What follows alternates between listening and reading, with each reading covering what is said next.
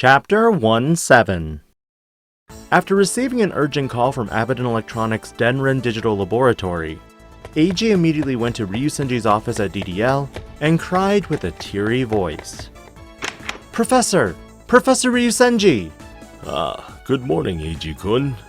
It was already afternoon, but Ryusenji seemed to be the type to always say, good morning. What is wrong with this Digimon? He showed Lugamon napping on the Digimon linker screen, who appeared to be having a good dream on a full stomach.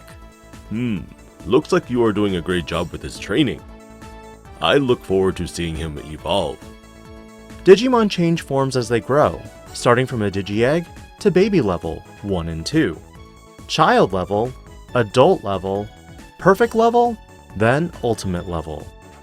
It was similar to how insects, for example, grew from egg to larva, then pupa, then adult. What made it different, however, was that the same individual transformed into a completely different Digimon. This was why the growth of a Digimon was labeled as evolution in the academic sense. If you evolve him to adult level, I'll pay you an incentive. An incentive? An additional reward? If you get him to perfect or ultimate level, you'll get even higher rewards.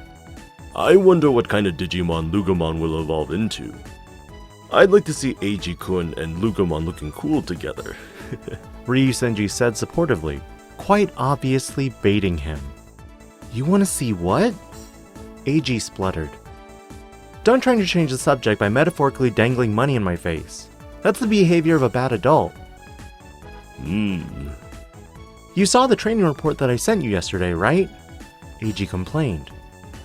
I get hundreds of email every day, so actually, I hardly open any of them. Sure. Eiji said, backtracking. You'd lose days of work if you checked them all. That's right. I'm a researcher, and I don't have time for anything but my research. However, Eiji-kun, I do have notifications on for your messages so that I can check them immediately. I felt that right in my heart a bit, Eiji said, clutching his chest. You are a very important business partner of mine, Eiji-kun. Eiji couldn't dislike this part of the professor in the least. In fact, it made Eiji like him even more. The world's leading authority on the digital world claimed that Eiji, a code cracker brat, was his business partner. Ryusenji opened Eiji's report on the monitor and played the attached video. Lugamon. Child level. Magical beast type. Virus species. He was in a virtual training cage. The video was dated to yesterday's date. Lugamon was eating food. Digimon stop growing if they don't eat. This is why when they get hungry, they instinctively continue to eat food.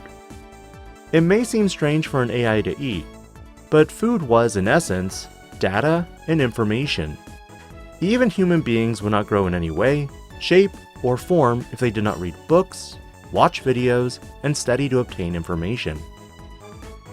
For some reason, there were 4 plates of food in front of Lugamon. And for some reason, the 3 Tyrannomon that had been housed with Lugamon were still trembling in the corner of the cage. Even with 3 Tyrannomon, he's too much to handle? Ryusenji observed, sounding curious.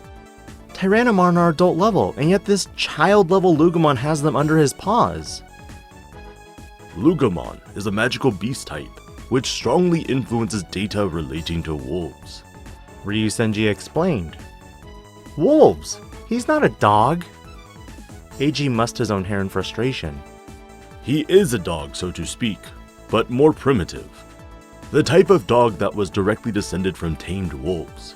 Ryusenji said. In any case, they form a pack and have an alpha. Such packs are strict about their social hierarchy order. So is this because I kept them all in the same cage? Did Lugamon make the Tyrannomon his minions? More or less. Obviously the boss has first dibs on food. Ryusenji was smiling for some reason. But that doesn't make it right for him to eat the other's food. He's such a glutton. He even tried to eat one of the Tyrannomon at the beginning. Oh wow, now that's quite interesting. That sounds much like the mythical demon wolf that dares to eat giant gods. The site was too horrible to make a video of. Anyway, this guy eats too much. He costs too much and poops too much. And? What? Do you have a problem with that? Ryusenji asked back. I see. All of this was simply interesting developments to a genius researcher. Eiji took a deep breath. The following data that I got is the result of benchmarking Lugamon. It's definitely not your average growth score.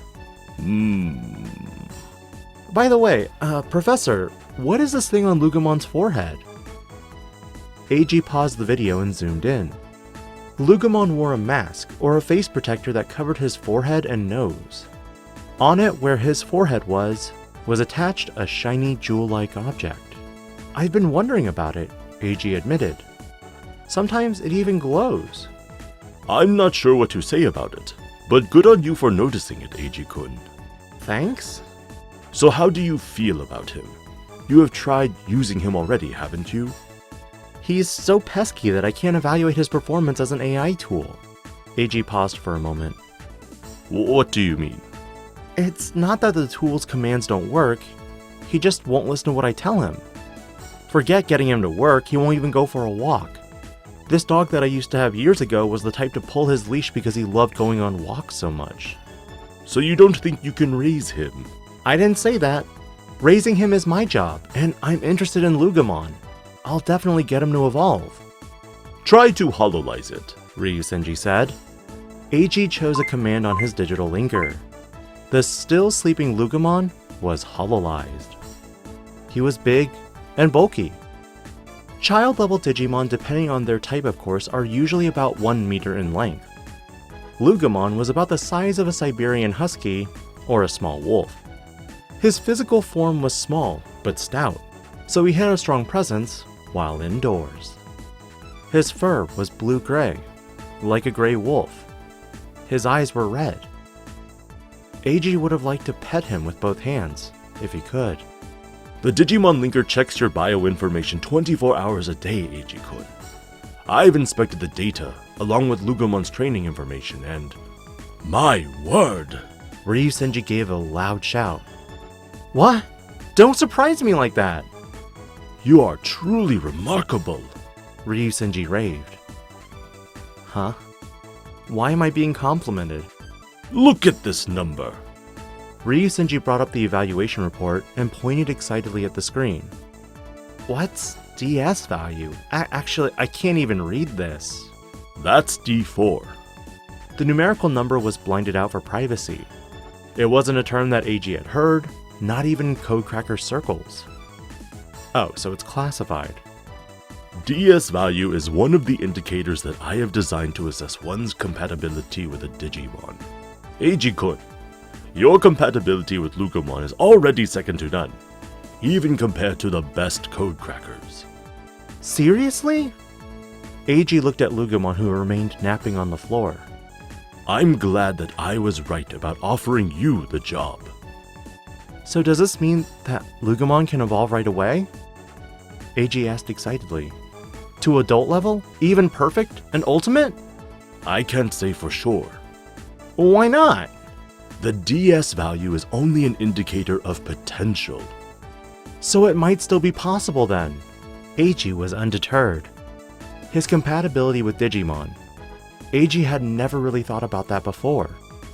The extent for him had been mainly whether or not the Digimon was easy for him to use as a tool. I've only been in contact with Digimon like Tyrannomon and stuff. The ones that pretty much everyone else uses.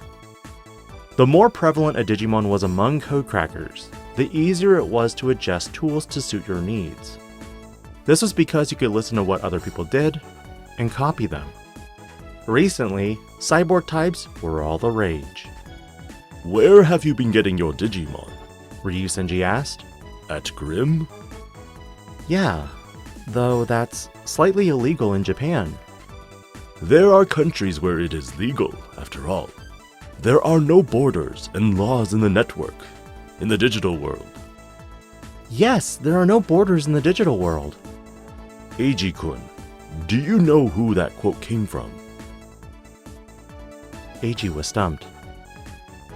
Who is it from? Doesn't everyone say that? It's like a set phrase among Grimm's codecrackers at this point. Are you saying there's a source? At this answer, Ryu-senji shrugged his shoulders dramatically. What was your occupation again, Eiji-kun? I'm a codecracker. Then you know of cracker teams, don't you?